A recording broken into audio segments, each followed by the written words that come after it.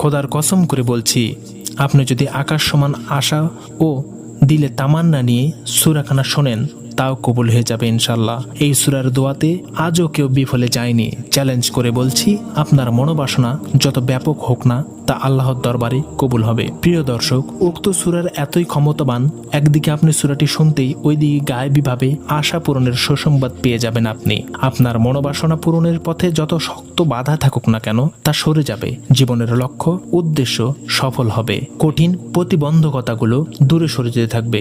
আল্লাহর অসীম রহমতে উক্ত সূরার বরকতে আপনার বালা মুসিবত বিপদ আপদ গুলো দূর হয়ে যাবে। আপনার জন্য অফুরন্ত রিজিক এমন ভাবে আসতে থাকবে যে আপনার কোনো অভাব অনটন থাকবে না। দীর্ঘদিনের পেরেশানি ও দুশ্চিন্তা দূর হয়ে হৃদয়ে শান্তি নেমে আসবে। প্রিয় দর্শক, আপনার জীবনে যে স্বপ্নটি কোনোভাবেই পূরণ হচ্ছে না, অনেক চেষ্টা পরিশ্রম করছেন কিন্তু কোনোভাবেই লাভ হচ্ছে না, উক্ত সূরার ওসিলাই মহান রবের কাছে কবুল হয়ে যাবে। তাই আপনি যদি আল্লাহর মহান এই সূরাখানা পরিপূর্ণ না শুনে চলে যান, তাহলে আপনার কোনো কাজই বাস্তবায়ন হবে না, বরং আপনার যে উদ্দেশ্যগুলো সফল হতে যাচ্ছিল, সে স্বপ্নগুলো পূরণ হতে যাচ্ছিল, তা আবার বিগড়ে যাবে। তাই আল্লাহর দোহাই দিয়ে বলছি, যেহেতু আপনি ভিডিওটি প্লে করেছেন, ধৈর্য ধরে ভক্তি আর বিশ্বাস নিয়ে কেবল একবার শেষ পর্যন্ত শুনে নিন। দোয়া করছি মহান রব যেন আপনার সকল হৃদয়ের মনোবাসনাগুলো পূরণ করে দেন, হৃদয়ের সকল আকৃতিগুলোকে গ্রহণ করে নেন।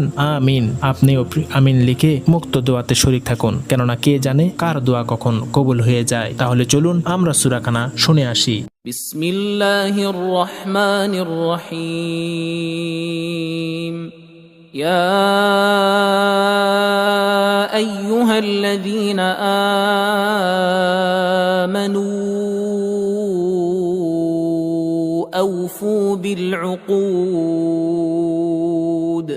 أحلت لكم بهيمة الأنعام إلا ما يتلى عليكم غير محل الصيد وأنتم حرم إن الله يحكم ما يريد